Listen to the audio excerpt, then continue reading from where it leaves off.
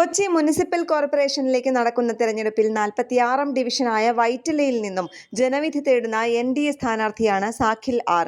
പ്രധാനമന്ത്രിയുടെ വിവിധ പദ്ധതികൾ പ്രാവർത്തികമാക്കുക, കേന്ദ്ര സംസ്ഥാന സർക്കാരുകളുടെ സഹകരണത്തോടെ ഡിവിഷന്റെ സമൂല വികസനവുമാണ് ലക്ഷ്യം. 46-ാം ഡിവിഷനിലെ കൊച്ചി കോർപ്പറേഷനിലെ സ്ഥാനാർത്ഥിയായിട്ടാണ് മത്സരിക്കുന്നത്. തെരഞ്ഞെടുപ്പിലെ എൻ്റെ രണ്ടാമത്തെ അംഗമാണ്. 2015-ലാണ് അന്ന് ചമ്പക്കര ഡിവിഷനിൽ ഞാൻ മത്സരിച്ചിരുന്നത് ആദ്യമായിട്ട്, എൻ്റെ കന്യാംഗം. അന്ന് ഞാൻ ആദ്യ തെരഞ്ഞെടുപ്പിൽ തന്നെ 2-ാം സ്ഥാനത്തെത്തി. UDFിനെ പിന്തള്ളി 2-ാം സ്ഥാനത്തെത്തിയിരുന്നു.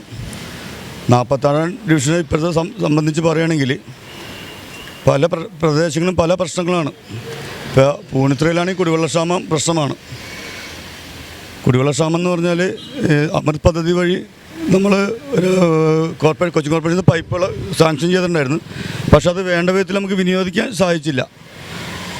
പിന്നെ അതുപോലെ ചമ്പക്കര മാർക്കറ്റ് ഇന്നും ഒരു നമ്മളിപ്പോൾ ഒരു എന്താ പറയുന്നത്, ഇപ്പോൾ 2025-ലാണ് നമ്മളൊക്കെ ജീവിക്കുന്നത്. പക്ഷേ ഇന്നും ആ ചമ്പക്കര മാർക്കറ്റിലേക്ക് നമുക്ക് കയറി ചെല്ലാൻ പറ്റാത്തൊരവസ്ഥയാണ്. അപ്പോൾ അതൊക്കെ നവീകരിക്കേണ്ട സമയങ്ങൾ അതിക്രമിച്ചു കഴിഞ്ഞു. ഇപ്പോൾ എൻ്റെ പ്രഥമ ഊന്നലെന്ന് പറഞ്ഞാൽ ചമ്പക്കര മാർക്കറ്റും, പിന്നെ പേട്ട ജംഗ്ഷൻ്റെ വികസനം. പേട്ട ജംഗ്ഷനിലൊക്കെ 2022-ൽ അവിടെ മെട്രോൻ്റെ പണിയെല്ലാം പൂർത്തിയാക്കി മെട്രോ ഓടിത്തുടങ്ങിയ പ്രദേശമാണ് പേട്ട ജംഗ്ഷൻ. അവിടുത്തെ തിരക്കൊക്കെ നിങ്ങൾക്ക് എല്ലാ ദിവസം അവിടെ വന്ന് നിന്ന് ഫീൽ ചെയ്യാവുന്ന സംഭവമാണ്. പക്ഷേ ഇന്നും പേട്ട ജംഗ്ഷനിലൊക്കെ വളരെ തിരക്കേറിയ സംഭവമാണ്. ഒരു ക്രോസ് ചെയ്യാൻ പോലും ഒരു സീബ്ര ലൈൻ പോലും ഇല്ലാത്ത ഒരു പ്രദേശമാണ്. പിന്നെയുള്ള നമുക്ക് പറയാനുള്ളത് നമ്മുടെ വൈറ്റിലയെ സംബന്ധിച്ചാണ്.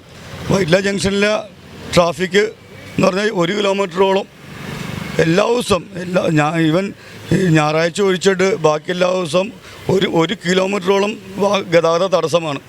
അപ്പോൾ ഇതൊക്കെ പരിഹരിക്കണം, അതാണ് എൻ്റെ ലക്ഷ്യം.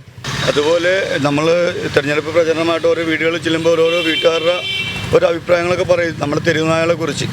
ഈ തെരുവുനായകളെ വന്ധ്യീകരണം ചെയ്ത് കൊണ്ടുവന്ന് നമ്മുടെ പ്രദേശത്ത് തന്നെയാണ് തിരിച്ചിട്ടേണത്. പക്ഷെ എന്നിട്ടും ആ നായകൾ പ്രസവിക്കണമെന്നാണ് ആ വീട്ടുകാർ പറയുന്നത്. അതായത് വന്ധ്യീകരണം കറക്റ്റായിട്ട് നടപ്പാക്കുന്നില്ല.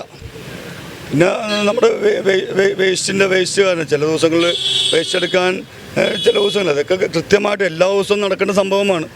ഒരു ഞായറാഴ്ച ഒരു ദിവസം അവർ ലീവ് എടുത്തോളൂ, അല്ലാണ്ട് എല്ലാ ദിവസങ്ങളും ഇതൊക്കെ കൃത്യമായി നടത്തേണ്ട സംഭവമാണ്. അപ്പോൾ ഇതൊക്കെ നമ്മളൊരു കൗൺസിലറാണ് ആ ഡിവിഷനിലെ ജനങ്ങളെയൊക്കെ ഇൻഫോം ചെയ്യേണ്ടത്. അപ്പോൾ ഇതുവരെയുള്ള കൗൺസിലർമാരൊന്നും കൃത്യമായിട്ട് ജനങ്ങളോട് പറയുന്നില്ല.